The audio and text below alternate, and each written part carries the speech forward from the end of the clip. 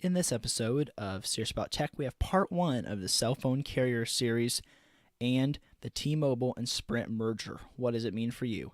All that coming up in Serious About Tech.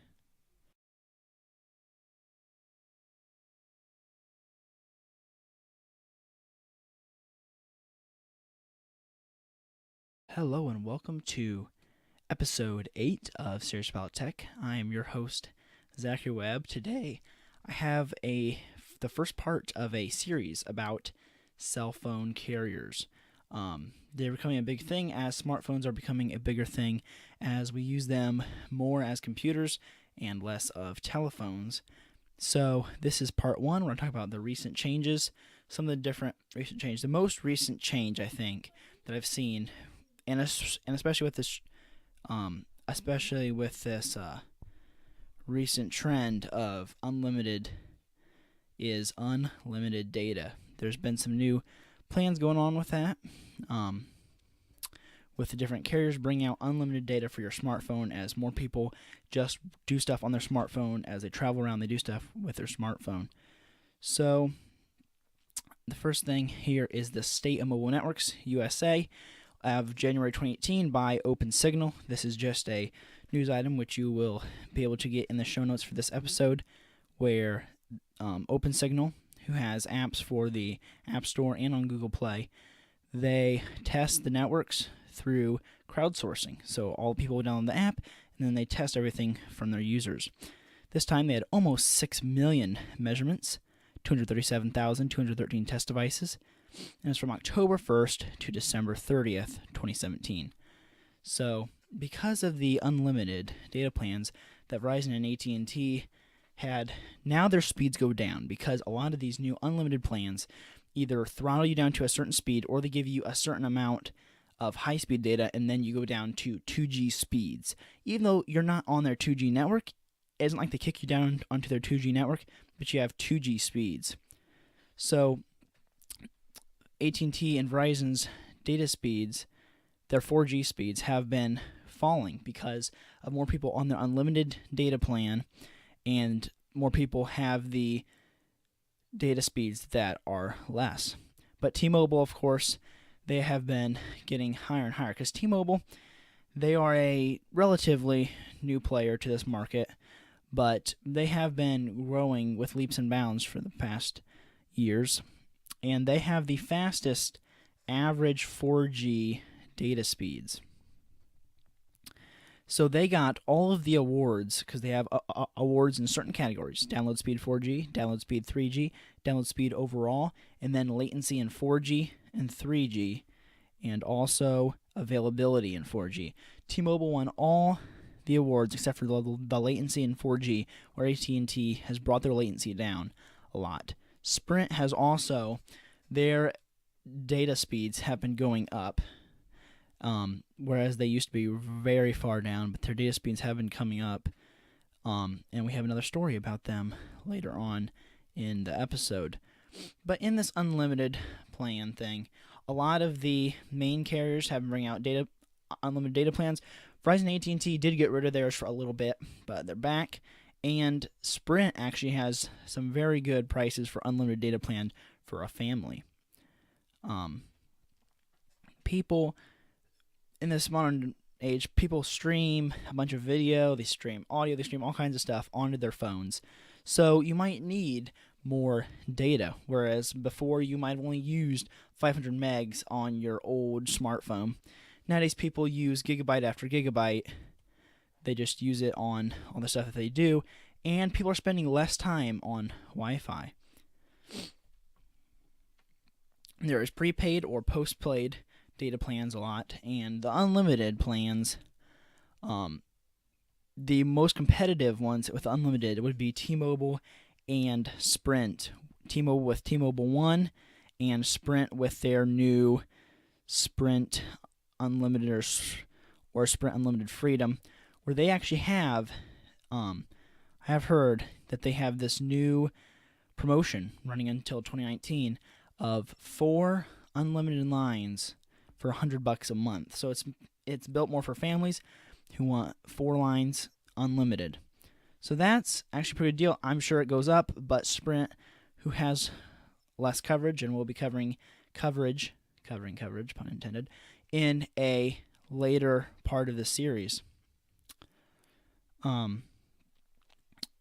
So here I'll take a little break to tell you about the sponsor, web services. This is my business, of course. I will design businesses and individuals a website. I designed the website for this podcast. I have designed other websites.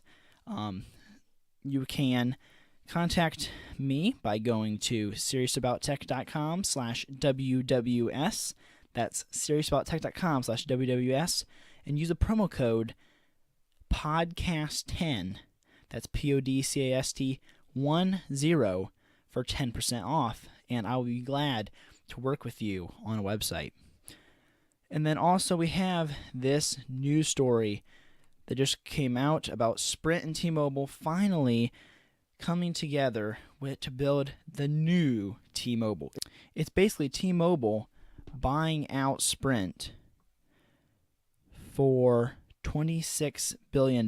They're basically just buying out the stock of Sprint, and they are going to merge. Now, this merge isn't official, of course, since this deal has to go through the FTC and other places like that, but it is possible this will be approved.